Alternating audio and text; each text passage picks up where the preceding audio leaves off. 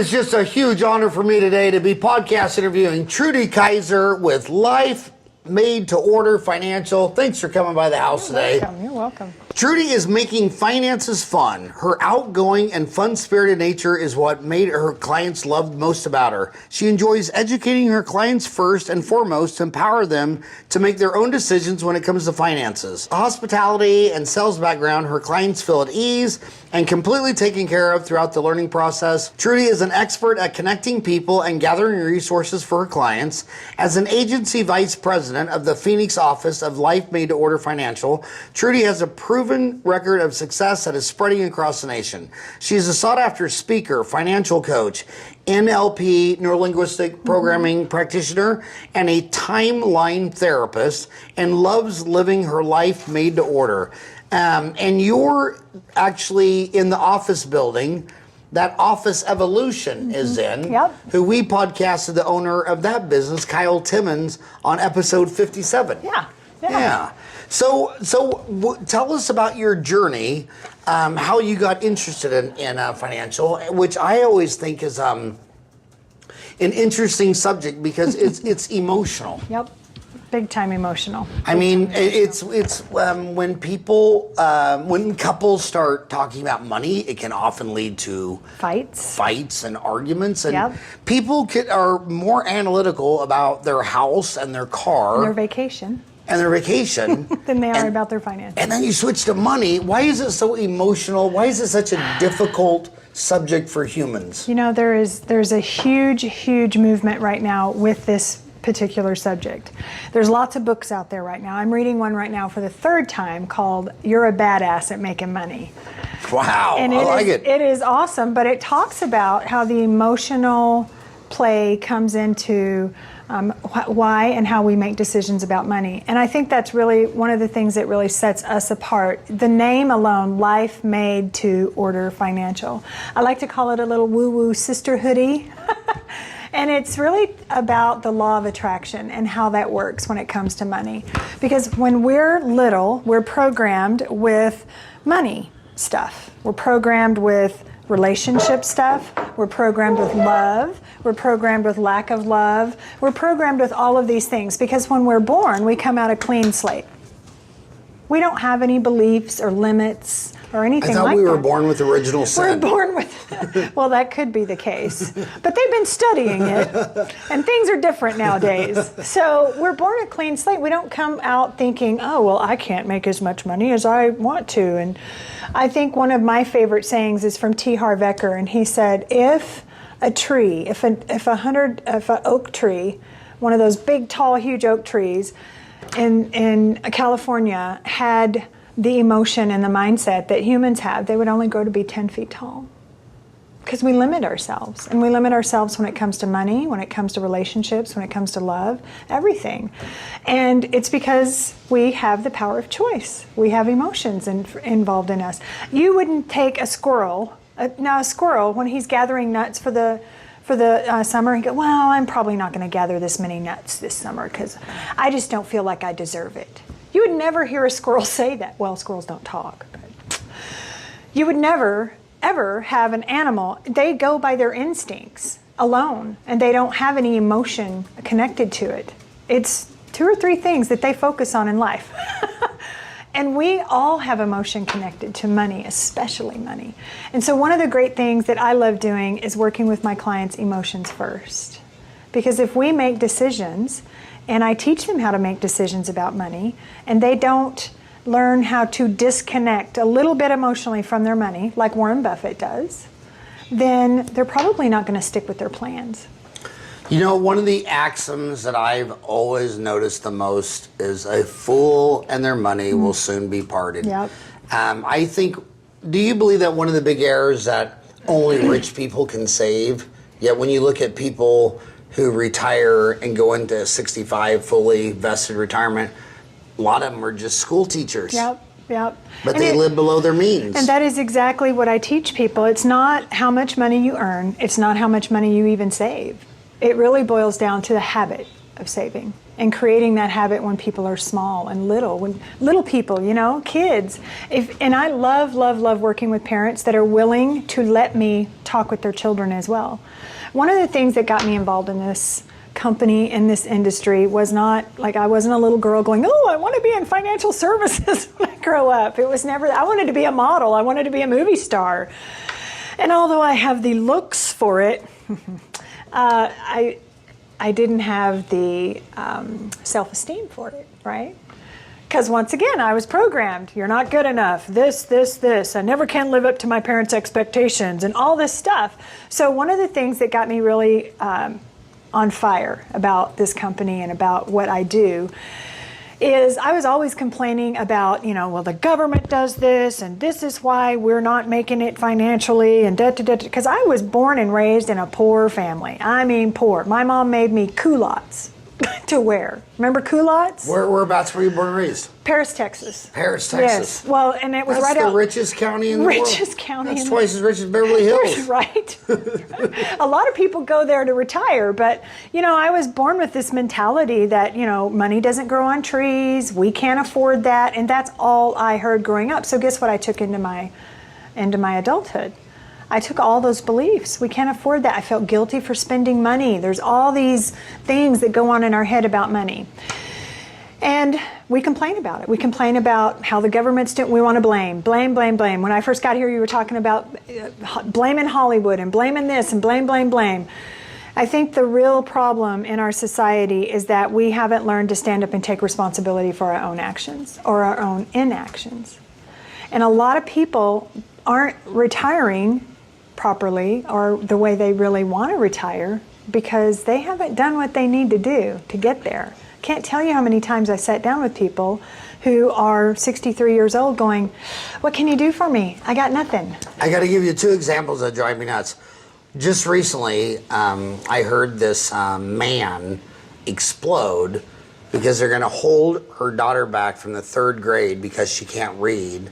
And he just went off on a tirade about the school system, how bad they are.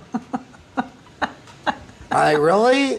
Your daughter's 10 and can't read, and it's the government's fault? It's the school's fault. How about all the other parents taught their own kids to read?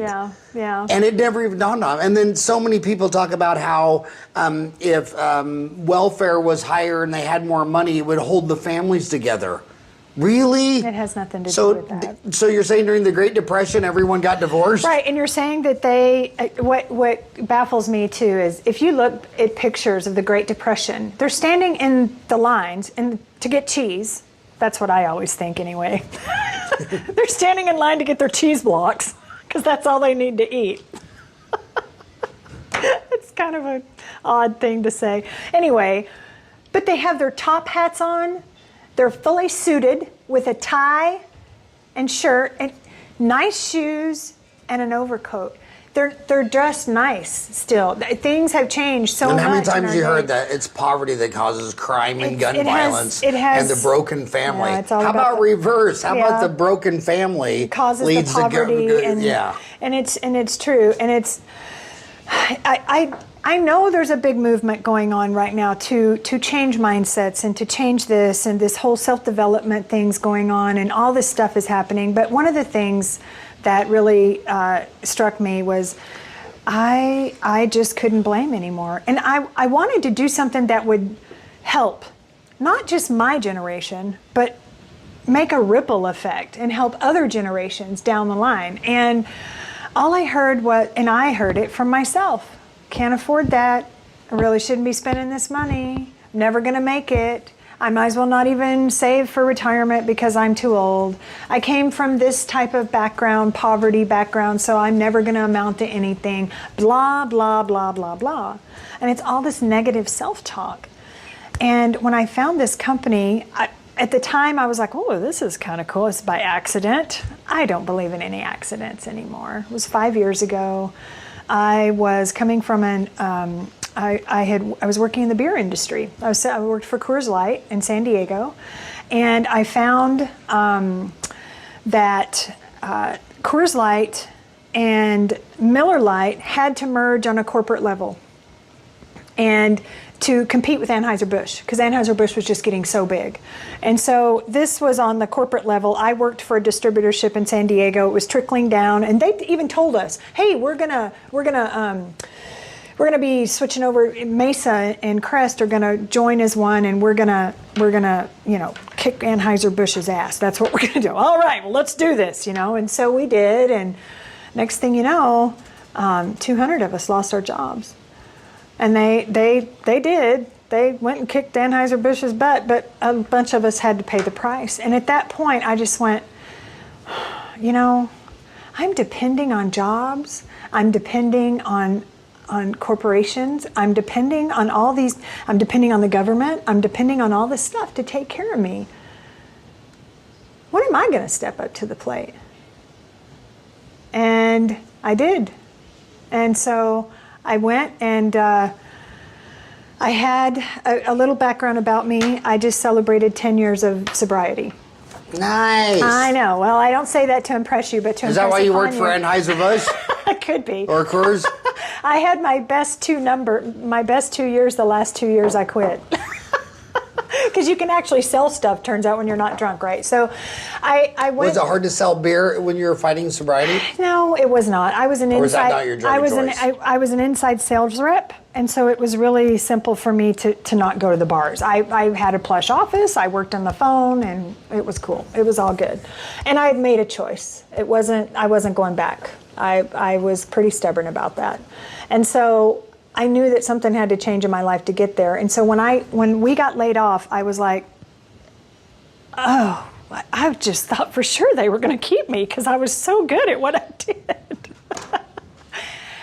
And they didn't. And, I had to go through this whole transition, couple of days of, God, what am I going to do now? What am I going to, because I literally thought I would work for that company I loved working for them. They were a great company, family-owned company, had been in business for 53 years. They were one of the first distributors in San Diego working. He used to distribute Ham's beer and had 3 people working for him. It was a great story, right? And I was like, God, I just love working for these people. So it was a bummer when that happened. And so I went out and I was like, okay, well, I got to find something to do. And the EDD stepped in and gave us all such a cool story. What's EDD? Us the Employment Development Department, because there was so many people laid off at one time, and this was also right in 2008 when the big crash happened. Nice. Yeah, it was awesome.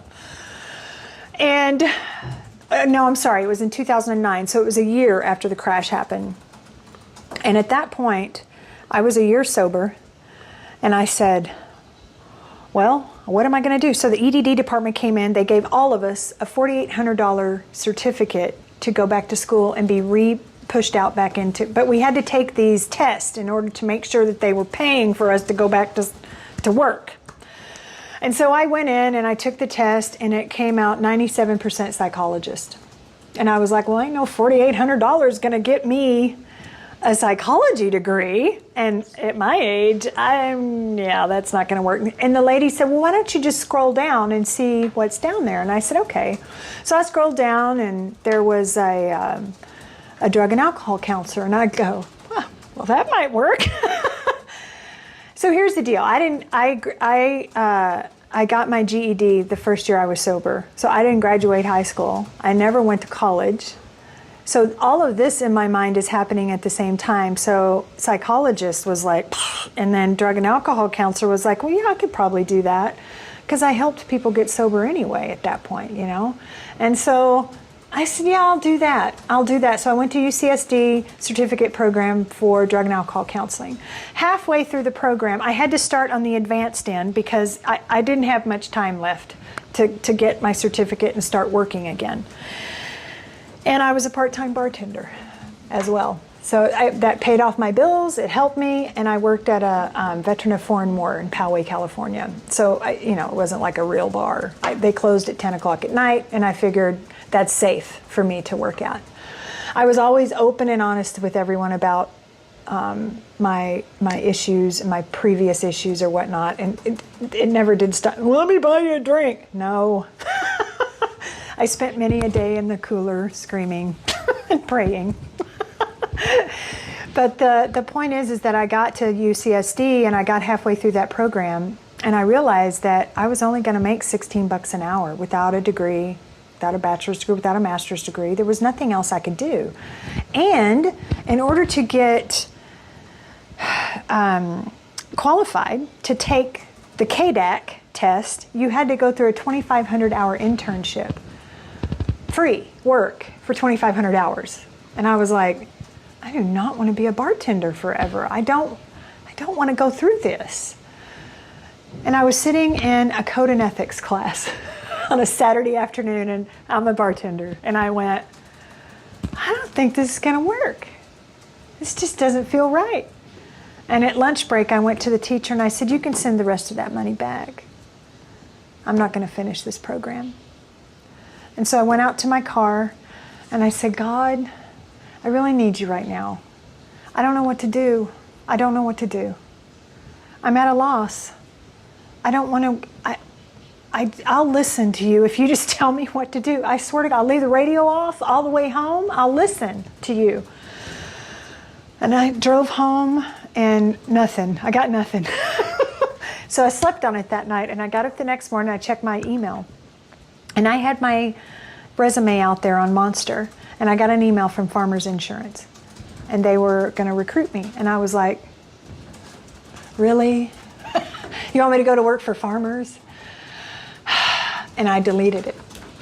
And the next day, I got up and it was there again. Same girl. And I was like, I don't want to work for Farmers. Like, I'll listen to God, but I'm not doing what he's telling me to do. I truly believe it was just such divine intervention at that point. And the third day, I got up and it was there again, and I went, okay, I'll do it. And I'm driving there on the interview, and God, I swear, if there is more than one person in that room when they're trying to recruit me, I'm going to walk out, because that's how they recruit, in big, huge amounts of people. And I walked in, and I was the only person in the room. And I sat down, and she laid it all out for me, and I said, I would be a fool not to do this. I'd be a fool not to do this. And that's where my journey started. I got my license, I got my life insurance license, I got my property and casualty license. And my journey started with coming into the financial services industry. I just thought, oh my God, this is great. They're going to support me. They're going to give me all this training and da-da-da-da-da. They stuck me in a classroom, peeled back the top of my head and put all the information in and patted me on the back and said, good luck out there. And off I went. And I had no clue how to sell property and casualty insurance. And honestly, I didn't really care if anybody else had it, because they already had car insurance. They already had and I was just like this. So 7 months later, and a marriage later, I got married during that time, I quit Farmers. I said, I just can't do this anymore. I hate it. And I feel like I'm on a pathway where I need to love what I do. And it doesn't need to feel like work. I don't want it to feel like work. And I don't care how long I have to search for that. I'm going to get it. And my husband said, okay, well, what's next? And so I met this woman when I was networking, looking for clients for Farmers, and her name was Nicole Caplet, and she worked with Five Rings Financial. And I had quit Farmers and went to work with a multi-level marketing company called Secret. It was skincare. And this woman, Nicole, would stand up, and she was so shy and soft-spoken, and you couldn't hardly understand what she was talking about. And that's, I think, probably what made me more interested, because if she could do it, then I could definitely do it.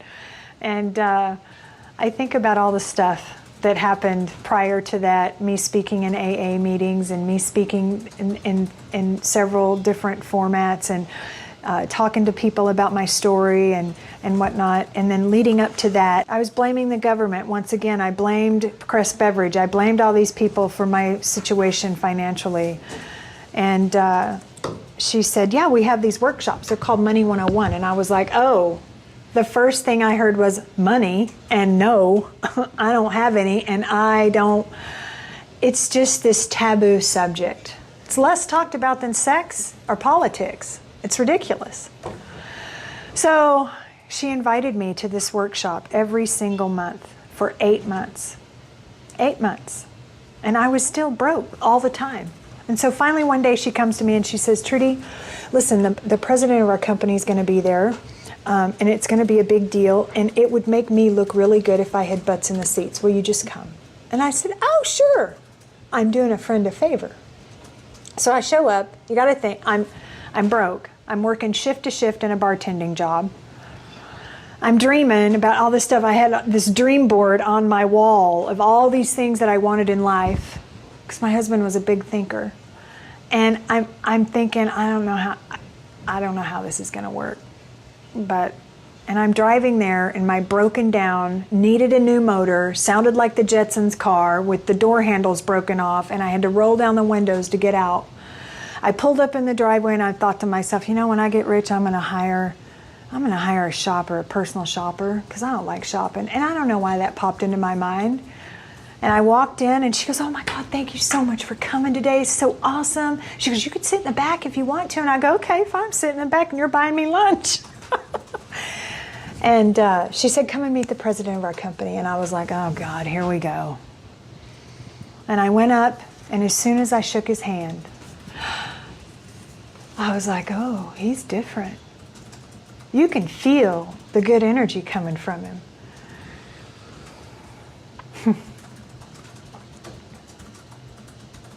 That day changed my life. It changed my life. When I met him, I sat up front. I said, that's it, I'm sitting up front. I got to learn everything this man has to say. And she said, come over here and meet my friend Mary. And I said, okay. And I was a networker. And I said, hey, Mary, what do you do? And she said, I'm a personal shopper. And I went, I'm definitely sitting up front. It was just so many things that were put in place for me, I feel like. And really, God was watching after me that day, you know. And after I got done with that class, it was about an hour long, and I left there with hope that my financial trajectory was going to change. I went home and I dug out all the change in my purse, all the change in my husband's piggy bank. I hope he doesn't watch this. And I poured it all out on the bed, and I counted $34, and I went and I opened up a savings account that day. And every night on my way home from that bartending job, I would put my tips in my bank and I would transfer 10% over into that savings account. And 6 months later, I had $1,300. It was the most money I ever saved in my life. That workshop changed my life. And I thought and I was telling my husband, oh my God, I can't believe this is so awesome. I have this totally different mindset about money. I totally understood everything that man was talking about. It was just amazing. And he goes, well, why don't you go to work for him? And I went, well, I love what they do, but I don't know about that. And I realized at that point that instead of complaining about what the government was doing and what all this other mess was going on and the decisions that I was making really about my own financial stuff, I could change it. And so I called Nicole the next day and I said, I really need to talk to you. And went through the process. She set me and my husband up with a $100,000 a year retirement plan. By the time my husband's a little bit younger than I am, by the time he's 65, we'll just say that. And it was amazing to me with a little bit of money. And it really, I was like, oh my God, I don't have to be making a crap ton of money in order to make this happen. It's just small amounts of money, being consistent, saving over long periods of time with a decent interest rate. It's amazing to me. I had no clue that existed even. And I learned it in that workshop. A couple of months before that, I had been diagnosed with COPD. And I watched my dad die of COPD. And I saw that he was, there's no cure for it. Tell them what COPD is. COPD is pulmonary obstructive pulmonary disorder. So basically, there's no cure for it. It creates emphysema. It's caused from smoking. Stop smoking. It's caused from, a lot of people get it from inhaling asbestos and other types of things. And I was put in the COPD category. And when the doctor came out and told me, I'm sorry, you have COPD, I was 42 years old. And I just went, what? I can't believe that. So she actually, we have these things called living benefits. And I thought it's going to cost a fortune for me to have the COPD when I get older. It's going to cost me a fortune. How old was your dad when he died of He was 83 when he died. And it was horrible death. It was a horrible death. He had the oxygen tank, he had the breathing machines, he had tons of medicines that he was on. It was just ridiculous. And so I just thought to myself, I don't know how that's going to work. I'm going to have to make a lot of money to pay for that because health insurance isn't going to cover most of that. I mean, you know. So she covered me with living benefits, which gives me access to a pool of money if I get sick and something happens to me. And she helped us get through the retirement. And then the next day I called her and I said, I want to know what it's going to take for me to come to work with you. I really love what you do. I don't have a lot of experience doing what you do. I have experience selling car insurance. That's what I have. And she said, she goes, don't worry, we'll teach you. 75% of the people that come to work with us have no experience in the industry. And I said, okay, let's do it. And I went to work with Five Rings Financial that day. This was June, 5 years ago. And at this point, I have about 3 agencies across the nation. I have one in Virginia growing, one in San Diego, one in Austin, Texas, and here in Phoenix. And it's just been an incredible journey. But what it made me realize was the whole point of the story is that it's my responsibility to take care of my finances. I can't depend on Social Security. I can't depend on somebody else to take care of. I can't depend on the government. I can't depend on a pension because companies go away and so do pensions. I can't depend on a 401k. And spouses. And spouses, that all of this stuff can happen. I have to be prepared myself. I have to take care of my stuff myself. I have to read the right books. I have to get the right training. I have to do the right things in order to make things happen. And when we have a big, huge marketing toward women.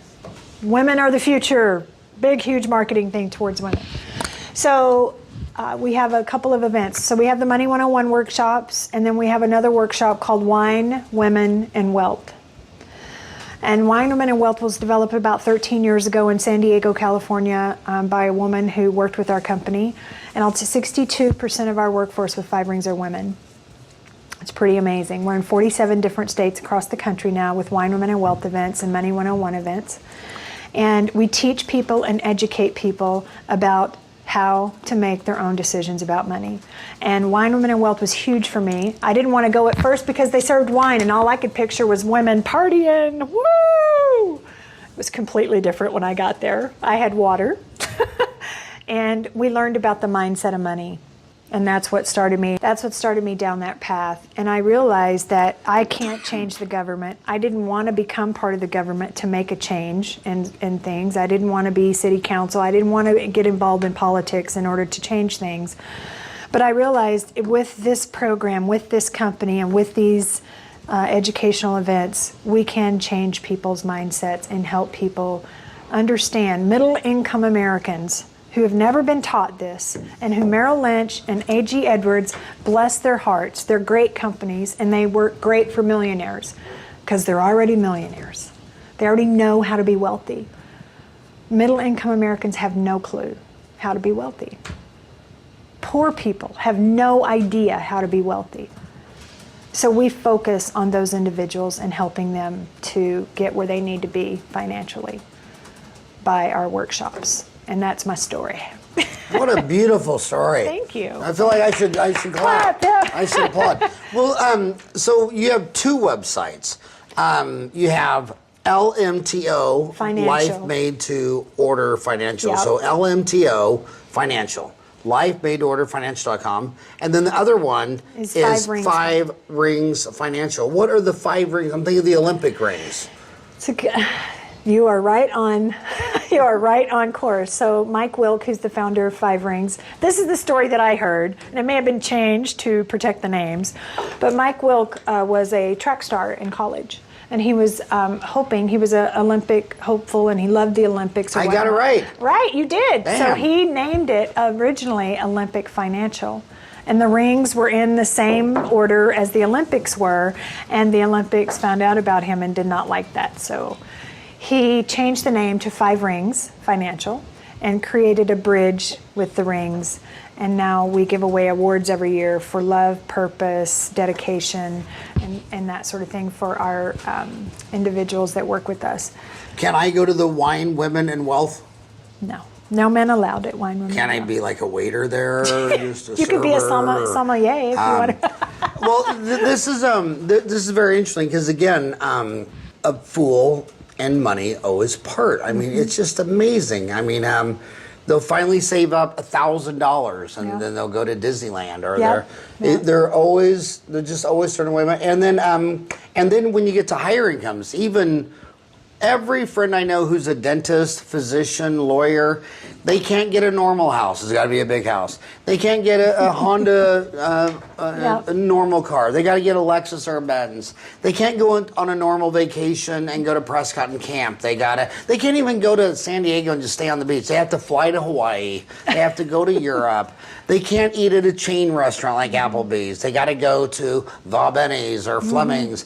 And a lot of my dentist friends, I always say, is there any category of your life that you live below your means?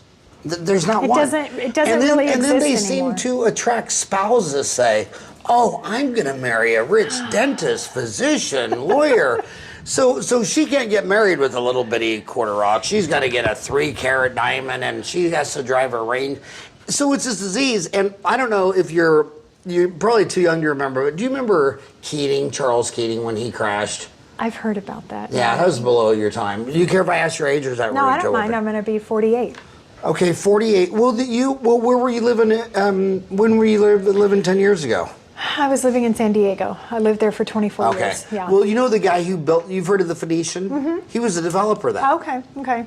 And it went bankrupt. And this guy had made like a gazillion dollars a year for like 20, 30 years. And when he went bankrupt, they had no money. And they're like, what do you mean you have no money? He had islands and yachts and helicopters. Yeah. And they were looking at his financials like, even though this guy was taking home over $10 million a year for decades, he hadn't saved, not only had he not saved a penny, he didn't buy the yacht in cash. He was financing that, his helicopter, his private island. And it turns out that all these fancy cars he had were leased. Oh. And everybody was like, because a normal person would think, well, if I just made his money for 1 month, it'd be $1 million I won the lottery. Yep. If you made it for a year, obviously you never work again a day again in your life. This guy made it for 20, 30 years and didn't have a penny. Well, I'll tell you, one of the things that we're doing right now in Wine, Women, and Wealth, we usually teach from women-written books. We teach from books by Jennifer Madsen and Jean Chatzky. Those are the 2 books that we teach from. But I recently developed a series, it's called The $1 Million Mind with T. Harv Eker. And we're teaching the wealth files. And really, it boils down to people's money blueprint. That's what it boils down to. It's what were they installed. It was installed in them when they were little, and then it doesn't serve them as adults. So if you spoke about a man marrying a woman, they want to marry this woman who wants to spend all their money. It's the man's blueprint. He attracts that into his life in order to have a woman spend all of his money, because deep down inside he has a belief of lack. Deep down inside. And it's much deeper than anybody can ever suspect.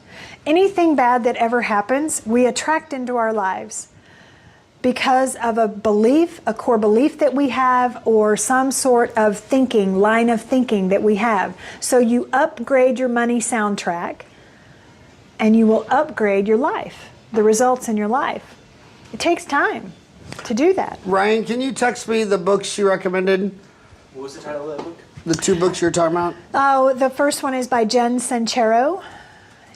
How do you spell Sincero? Sincero. And it's called You're a Badass at Making Money. You're a badass at making money? You're a badass at making money. She wrote another book called You're a Badass, but I skipped that one and went right to the money one because that's what I do. Okay. And then the next one is the Secrets of the Millionaire Mind by T. Harv Eker. T. Harv. Harv, H-A-R-V. Eker, I think it's E-K-E-R. That's right. E-K-E-R. Yeah. So you're saying when debt dispositions lawyers marry trophy wives that want to spend all their money, that's It's in their blueprint. it's ingrained in their blueprint, in their mind blueprint, and it's also ingrained in the woman's blueprint to attract a man who will let her spend all of his money. I'm beginning to think that my husband is that way. Because I'm always, hey babe, why don't we go do this? See, there's 5 money personalities. And we also teach this as well. So there's the saver, there's the spender, there is the security seeker, there is the flyer, and then what's the other one? Saver, spender, security seeker, risk taker. There's a risk taker. And opposites attract. Because I'm not any of those 5. You could be. I'm the counterfeiter. It's awesome. We're making $20 Where's your bills in the back office? garage. Where's your back office at? What time you want me to come over later? So the saver who says things like, hey, look at this dress I got on sale. Or they'll drive to 5 different stores to save $2 on meat here and $3 on cereal here, and they're savers, but they're really spending more money in their saving process, right? The spenders, I'm a spender. I like to spend money. That's why that whole $16 an hour job wasn't going to cut it for me. I was like, this is not going to work. I like money. And I finally got to a point in my life where I wasn't ashamed to say that. It's like saying, I like the sky. Let's just replace, and this is what Jen Sincero talks about in her book. If you just replace the word money with another word, it makes absolutely no sense what people talk about. So you think, oh, money is the root of all evil. The sky is the root of all evil. Does that make sense? Doesn't make sense, does it? Money is not evil. Money is necessary. Being grateful to have money in your life and realizing that it's okay to have money, it's okay to spend money, it's okay to give away money, it's okay to keep money, it's okay to save money. That's all okay. It's all okay. It's okay. You can do it. Sometimes it takes a process, though, to go through that. And the background that I came from, money was not okay. Rich people sucked, and I was not ever going to be one of them. Do you know where I went this past weekend? I went dream house shopping in Paradise Valley. Now, it'll be in my means, because the more money I make, here's what my husband says. If you want something, buy an asset to pay for it. It's genius. It makes sense. If you want a new car, go buy a rental property that'll pay your payment on the new car. Invest in something that will pay the payment for what you want. It's okay to live that way. Just do it smart. There is ways to do it. So Jensen, the spender is spending money. Security seeker, this is a person who they'll go buy $1,400 tires for their car because they need to feel secure. They will get insurance on everything that they have because they need to feel secure. It's security seekers. When they make decisions about money, it's based on the security and how that makes them feel. A risk taker, they're a little impulsive. They go out and hey, look, they don't really think about things before they make decisions, right? And then the flyer doesn't really care about money a lot. They care about experiences and how that makes them feel. It's all about, I don't care how much money it costs, let's just get the family together and let's just all feel good. And that's what the flyer is all about. So opposites attract. I am a spender, security seeker. My husband is a security seeker, risk taker. He's really messed up. So we attracted each other, and it's interesting how it works out because I'm okay with spending money. I'm okay with getting down to $1 in my bank account because I know more's coming. There's plenty of money where that came from. That's my mantra now. Plenty more money where that came from. And my husband makes very, very, very intricate decisions when it comes to purchasing things. He has to investigate everything. He has to find out everything about it, pick the right brand and the right. If you want something that is going to be good, he doesn't care if it costs more. He wants something that's going to last him a long time, going to be the best quality. He has this big mustache, and he always buys I investigated this wax that I have, and it's the best on the market now. and I'm just like, hey, so-and-so's got that. I'm sure it's good. Let's do it. How much is it? Sweet, here's the money. And so all of these things coming together, these personalities coming together, and people not understanding the process of how this works. Most people fight over money. 50% of women, or men and women that get married, get divorced. And most of it is because of money. It's sad.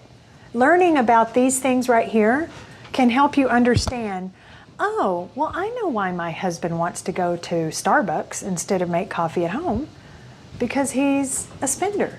Or maybe he's a flyer, and he likes the feeling when he walks into Starbucks and gets the coffee. What's the flyer? They like the experiences. And so there's a book. We are, all of us at Five Rings, most of us at Five Rings are certified to teach these classes. So most people are 2 of these? Yep, you have a first and a secondary. So you can go to the Money Couple. You should do that, Ryan. I think it's themoneycouple.com and take the themoneycouple.com. Yeah. And you take the test with your girlfriend, and I'll take the test with my cat. And do I just take my cat's paw and just start banging on the keyboard? You could do that. That might work. So these are all the things that we teach. And I'll tell you, when we sit down with clients, it's where were you? Where are you at now? And where do you want to be? And let's get you close to here as possible. And that's what we work with. We work with safe money only, not, I don't work in the stock market. I'm not an advisor. I'm not a financial advisor. I'm a consultant. I educate people. For the last 33 years, Five Rings Financial has been educating people to make their own decisions about money instead of us telling them what to do with their money. So you're saying you're not actively managing their money? I don't actively manage Do you sell them products? We focus on 3. So we teach people, we work with 2 types of people. The first type of person is someone who has never saved a dime in their life and they need savings for retirement. We work with people like that. So we teach them and educate them about the 3 principles of saving, which is the time value of money, compound interest and how it works, and taxable accounts versus tax-deferred accounts. Most people nowadays don't have any clue how compound interest really works and how taxable versus non-taxable works. Now, these 5 things, saver, spender, security seeker, flyer, experience, risk taker, that's all in that book. Gene Sincero, you're a badass at making money. This isn't a different book. Oh, okay. They're all combined together, though. What book are these 5 in? Or is that your? It's called The 5 Money Personalities. It's called The 5 Money Personalities? Simple book. Can you send me that? The 5 Money Personalities? It's by The Money Couple. The 5 Money Personalities. I might have all 5 because my doctor said I had multiple personalities. Wouldn't that be cool if I actually had 5 that would be personalities? So cool. Who am I talking to right now? And each one of them.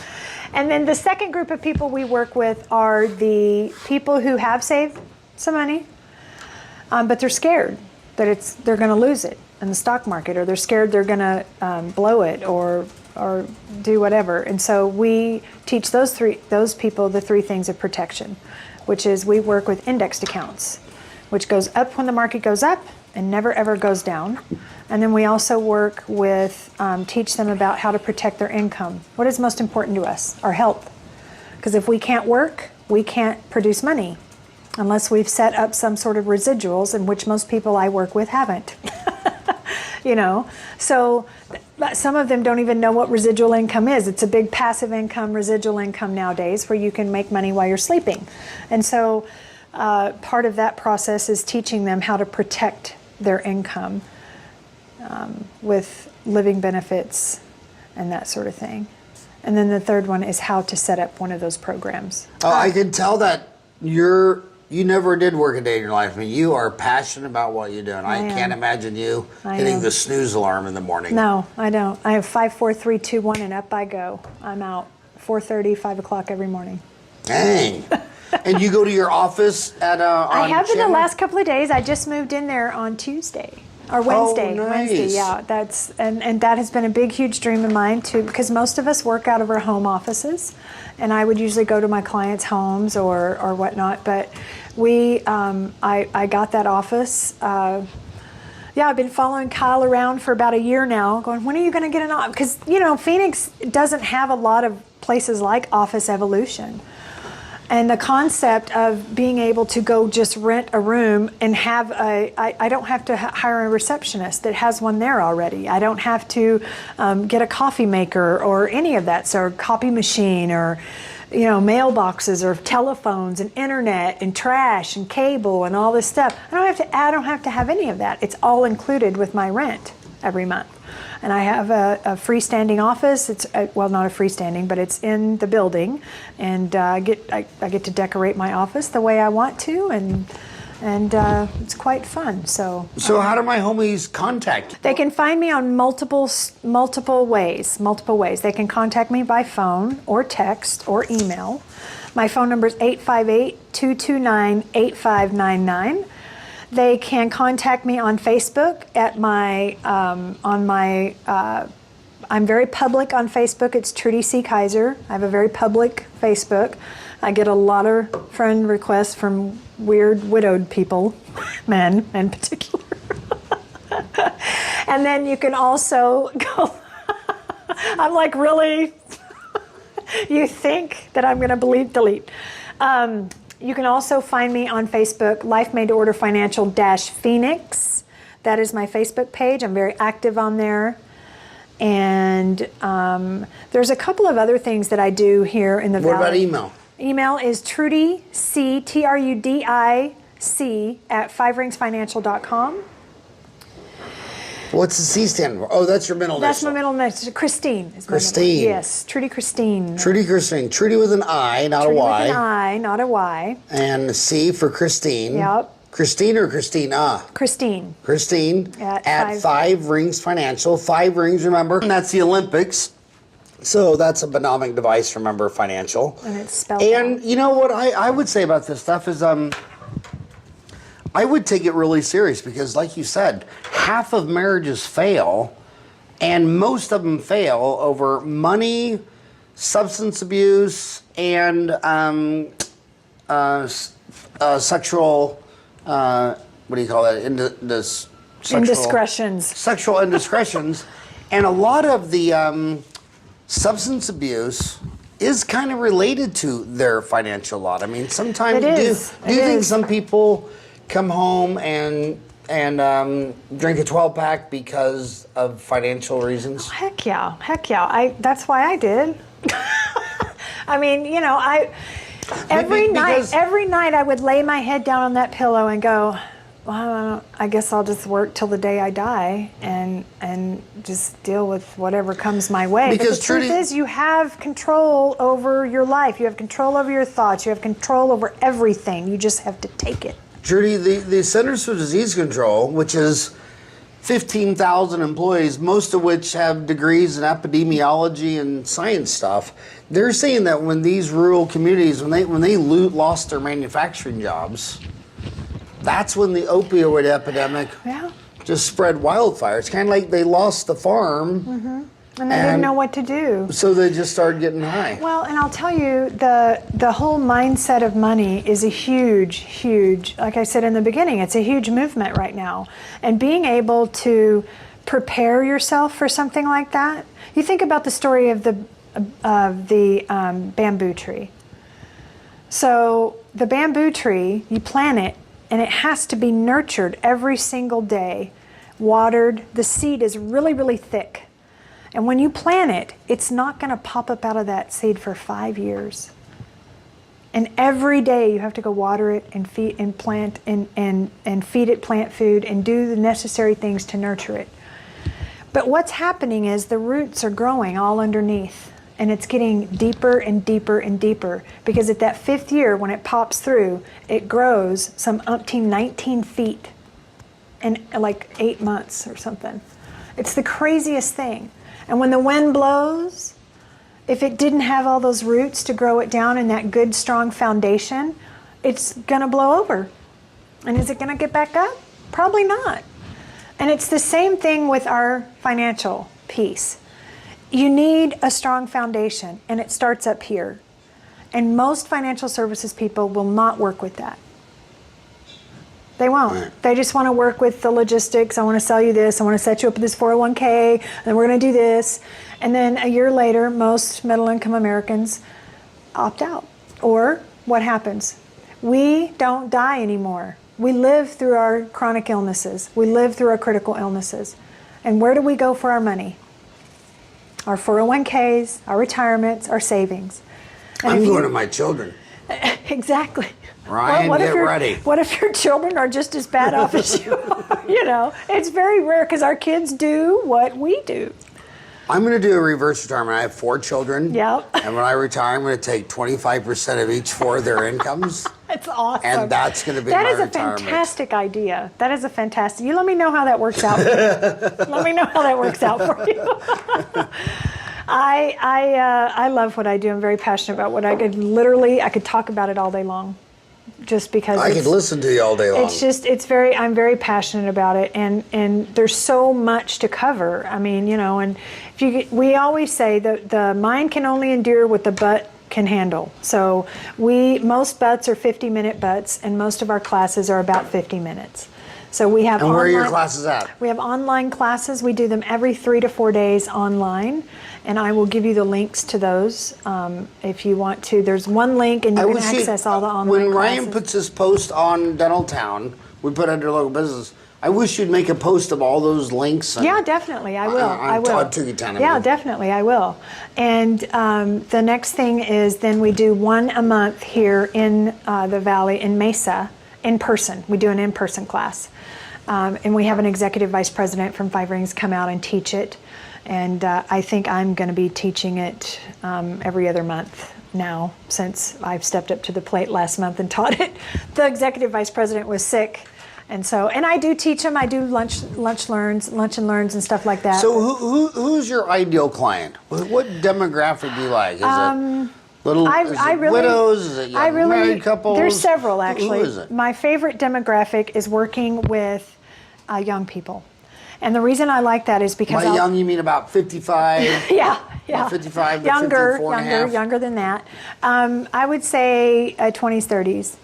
Even sometimes in their 18. We did a class out at South Mountain College, and what we taught just went over their head. And they're in college. And I just went, okay. Once again, we have an education problem in this country. Sure. And so being able to work with some young people and really having them understand that mindset of money, and because most of them think, I'm not going to save because I got time. How old's Ryan? 24. 24 years old. If I would have learned when I was 24 what we teach in our classes, my whole life would have been different. Now, if I'd had the discipline to do it, that's the difference, right? Having the discipline. And if parents can just teach their children discipline, stop being helicopter parents. Let them fall. Let them get hurt. Let them learn the lessons of life that they need to learn, because they're not going to listen to you. They're going to do what you do. Show them the way.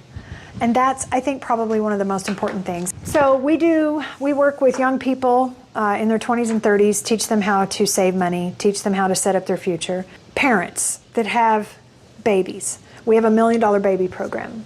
And so we can teach them how to save money in a tax-deferred vehicle that will allow them to take it out tax-free when they go to college. But it doesn't have to be used for college. It can also be used to spend a year abroad, or go to France to a cupcake bakery and learn how to do cupcakes, or go to school and do YouTube or start their own business. A lot of kids are doing that nowadays. They're not going to college. They're just starting their own business.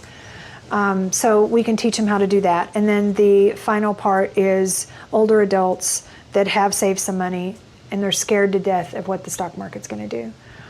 We can protect that money for them and help it. You know what I wish you would add to that? What's that? A website for recently widowed women in Ahwatukee, millionaire women. Yeah. You have a recently widowed millionaire women in Ahwatukee retirement and recently widowed multi-millionaire women in Ahwatukee. We can do there's that. all these retired Ahwatukee women out Yeah, there. you know, Some of them have got to be recently widowed millionaires. Well, the thing is, too, is, you know what, and that's what I love about Wine, Women, Because and Wealth. my dad always told me, you can marry more money in a minute than you can earn in a lifetime. I need you to write that down for me. You That's can awesome. marry more money in a minute than you can earn in a lifetime. Wow, that's cool. No, he's obviously joking. My dad was a big jokester.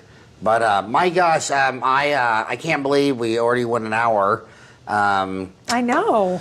That's awesome. But you're right. Money is so important. It can be devastating to your marriage. Mm-hmm. I mean, I remember being a little kid, being at like friends' houses, and when the mom and dad would pay the bills, everybody fights. would go out Yep. and hide in the backyard Yep. because they would be fighting and this Listen, and you that. can carry that with you into your adulthood. I've seen Make decisions about it. some of my employees, when they found out their husband took out $200 out of the ATM and didn't tell him, and I mean blew a gasket. Yeah. I remember there's a story. A woman was sitting at she was 7 years old, and her mom and dad were at a Chinese food place, and this is in T. Harv's book. And her mom and dad were once again fighting about money, and her dad died of a heart attack right there in the Chinese food place. She did. She held him. She was 7 years old, and he died in her arms. Do you know what she became when she grew up? She became a nurse. But she never could make a lot of money because it was always associated around fighting and her dad's death. It was associated around pain. So when she would earn it, it would just go away. She would do things to make it go away and self-sabotage herself. And that's what all of us do. We all are programmed with a certain thing. And when we decided that moment, when she decided that moment at 7 years old, it's deeply embedded in us. Yeah. And we live that out. You look at just, I think what I love the most about all you talk about is how you open it up about how habits, we're creatures of habits. Oh, yeah. I mean, the difference between someone who decides, I mean, when we grew up, every man got a job at the same company at 20 and stayed till they were 65. And they all took a lunch pail. Oh, yeah. Every day. Think of how it'd be different if you're like, I don't want to take a lunch pail. I'm just going to go hit fast food for lunch. Yeah. And then you do that from age 25 Well, to you 65. think about that too. Fast food didn't exist back then.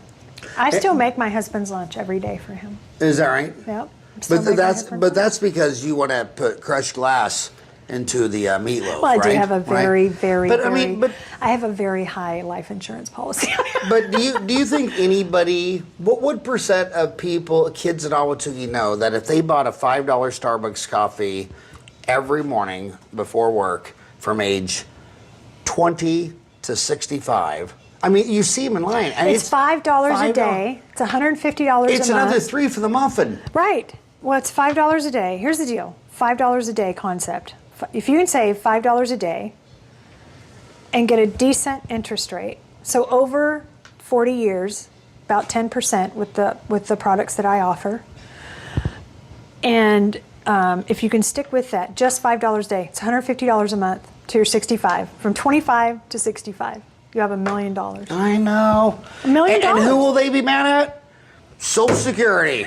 The government. The Congress spent my money. Their parents. The deficit, their parents, the deficit, Benghazi, emails, Trump, Hillary. It's all like, bad. dude, are you sure it wasn't buying a $5 Starbucks sure it every wasn't day you? for 40 years? Are you sure it wasn't It's you? never, and what is we'll end on this note. My mom and I, there's one thing we'll never agree on the rest of our life. She thinks the greatest singer-songwriter of all time was Frank Sinatra, and I think it was Michael Jackson. And I tell her, I assure you, there's more kids in Asia and Africa singing to Michael Jackson than Frank Sinatra. But my favorite Michael Jackson song, because I think he was the greatest musician, singer, songwriter of all time, was "Man in the Mirror." Yeah. And it's like, you know what? Where all your problems are? See that guy in the mirror? Man in the Mirror. That's It's a the great problems. song. It really is. It really is. And A couple of other things that I do too before we leave, real quick. I just want to mention, I do build exclusive category-only networking groups here in the Valley as well. Exclusive what? Category only. So they're kind of like BNI or LaTip, but this is called Team Referral Network, and I am in charge of that in the Valley. It's kind of a second thing that I do. So it helps individuals build their businesses as well. So there's a big, huge, I think, entrepreneur gig going on right now in the world, and it's super, super imperative that these people have a place to go. And one of the things that helped me build my business is networking. It's been huge for me. And so getting out there and building relationships and making that happen. So if there's any entrepreneurs out there that are looking for something to help them build their business, I'd be happy to help them with And when that. you were networking, what was your favorite networking? Was it Cisco routers or is it electrical? That's so funny because when you look up networking, it's just done. I'm like, no, not that kind of networking. She's an electrical engineer networking with Cisco routers. As well as all of these other things. So. Hey, it was an honor that you stopped Oh, by. I appreciate love that. listening to you. I'm sure everybody in Ahwatukee can listen to it. You can listen to this on iTunes. You want to listen to me on iTunes. I have a face for iTunes. You want to listen to her on YouTube. You can go to Tukeetown.com on youtube.com/Tukeetown. iTunes or the website. Awesome. Thank you so much, Trudi, Thank for you coming so by much. today. I really appreciate it.